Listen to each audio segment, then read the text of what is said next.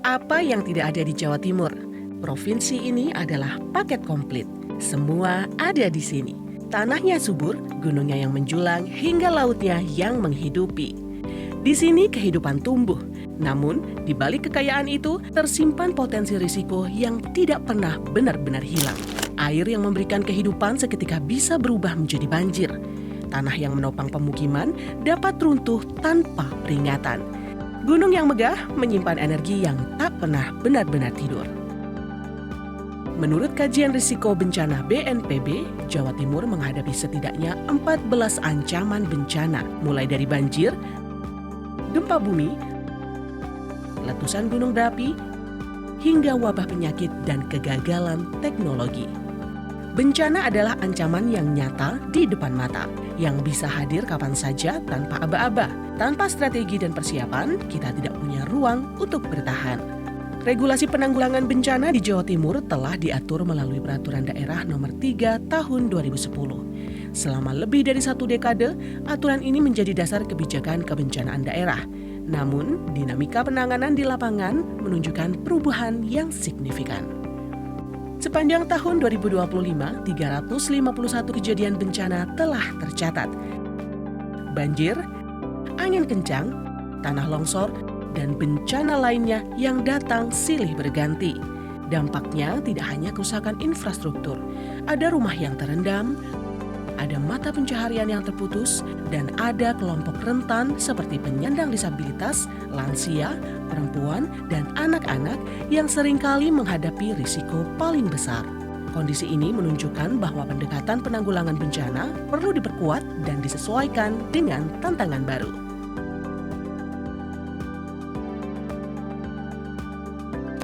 Kelompok rentan ini adalah bagian daripada masyarakat yang kalau kita misalkan ada situasi pas namanya tanggap darurat, itu tidak mungkin itu diajak cepat-cepat, bahasa gampangnya begitu. Kelompok ini yang sebelumnya itu tidak berada di dalam perda ini, maka kita masukkan dalam perda ini, itu masuk di dalam, kami sisipkan dalam pasal 8A. Perda ini kan perda yang direvisi sehingga bukan perda baru. Nah, karena apapun mereka adalah bagian daripada warga masyarakat yang juga harus dilindungi, kemudian diberikan pengamanan, diberikan perawatan ketika terjadi pada masa tanggap darurat. Mulai kalau misalkan bencananya memang bisa diprediksi, misalkan kayak gunung meletus, itu kan ada waspada, siaga, dan kemudian darurat. Nah, pada masa-masa waspada, ini pra bencana, itu kelompok-kelompok ini diedukasi untuk kemudian bisa dipindahkan. Pada saat tanggap darurat, namun ketika gunung api meletus bler seperti Semeru, nah mereka sudah ada pada posisi yang aman. Kemudian berikutnya ketika pasca bencana bagaimana? Mereka terus diedukasi, dilindungi, dilayani, agar ketika misalkan ada ibu hamil, gimana caranya? Ya tetap harus melahirkan di situ, maka disiapkan ambulan, tenaga kesehatan, dokter, dan semuanya. Kemudian ketika ada para lansia, bagaimana? Disiapkan kursi roda, disiapkan penggendongnya, disiapkan makanan, disiapkan obat-obatan yang dibutuhkan ketika ada balita misalkan, bagaimana? Ya disiapkan semua kebutuhan balita seperti itu. Itulah cara kami untuk melindungi rakyat Jawa Timur, mulai yang ada dalam kandungan, lahir, balita, kemudian mereka yang disabilitas sampai yang lansia. Itu membuat kami merasa tenang sebagai seorang legislator karena sudah ada perintah untuk memberikan perlindungan kepada para kelompok ini dengan sebaik-baiknya melalui perda. Memandang hal tersebut, pemerintah Provinsi Jawa Timur berinisiatif mengajukan perubahan terhadap Peraturan Daerah Nomor 3 Tahun 2010. Dalam nota penjelasan Gubernur dalam rapat paripurna DPRD Jawa Timur pada 6 September 2025, Hovifah menyampaikan pesan penting. Penanggulangan bencana harus lebih inklusif, lebih terkoordinasi, dan lebih responsif terhadap kebutuhan masyarakat. Revisi perda ini menegaskan arah baru untuk memperkuat perlindungan terhadap kelompok rentan, memperjelas peran relawan, serta mempererat kolaborasi lintas sektor. Karena bencana tidak pernah menunggu dan kebijakan yang tepat menentukan seberapa besar dampak yang bisa dikurangi. Setiap regulasi lahir dari satu kesadaran yang sama, bahwa keselamatan manusia harus benar-benar diusahakan.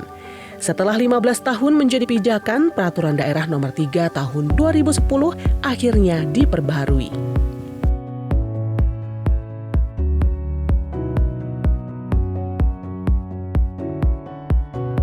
Perda itu adalah pembuatannya oleh DPRD. DPRD punya 3 tugas fungsi. Yang pertama adalah kontrol, fungsi pengawasan yang dilakukan oleh masing-masing OPD, termasuk BPBD kabupaten kota itu dikontrol oleh DPRD kabupaten kotanya. Kalau BPBD provinsi dikontrol oleh DPRD provinsinya. Kemudian yang kedua adalah fungsi budgeting, anggaran.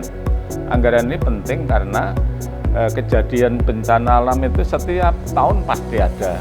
Kemudian pembuatan perda, alhamdulillah Jawa Timur perda BPBD sudah disempurnakan dan sudah disetujui oleh DPRD Jawa Timur. Yang penting sekarang adalah implementasinya, bagaimana pelaksanaan itu di masing-masing daerah. Beberapa hari yang lalu misalkan belum semua kabupaten kota ada BPBD, utamanya di Kota Mojokerto. Waktu saya kunjungan ke sana, saya mohon kepada Bupati dan Wali Kota yang belum ada unit OPD, BPD itu segera dibentuk. Alhamdulillah sekarang seluruh Jawa Timur sudah ada. Kemudian yang kedua adalah implementasinya, pelaksanaannya. Misalkan bagaimana perda ini kemudian dimasyarakatkan kepada masing-masing kabupaten kota. Karena kalau ini tidak disosialisasikan kepada kabupaten kota juga perda ini tidak ada gunanya. Makanya kemudian peran serta masyarakat perlu dioptimalkan sehingga sosialisasi harus dipahami dengan baik oleh para petugas di BPBD Provinsi Jawa Timur. Kemudian sosialisasi ini dipahami oleh masing-masing daerah. Kemudian pada saat bencana itu terjadi, daerah sudah sikap melaksanakan kegiatan sesuai dengan ketentuan yang ada, sesuai dengan perda. Saya kira itu yang perlu dipahami oleh masing-masing BPBD, kabupaten kota adanya perda BPBD di Provinsi Jawa Timur.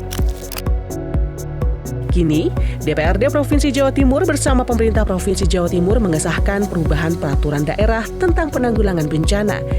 Kawasan rawan bencana kini ditetapkan sebagai dasar dalam perencanaan pembangunan daerah, agar ruang hidup tidak lagi dibangun di atas risiko yang diabaikan. Kelompok rentan ditempatkan sebagai pusat perhatian. Negara hadir sejak sebelum bencana terjadi, saat darurat berlangsung hingga masa pemulihan dimulai. Untuk memastikan hal itu berjalan, dibentuk unit layanan disabilitas di lingkungan BPBD. Sebuah langkah konkret menuju layanan kebencanaan yang inklusif. Di lapangan, peran relawan diperkuat sebagai mitra strategis. Karena dalam setiap bencana, relawan adalah garda terdepan yang pertama hadir.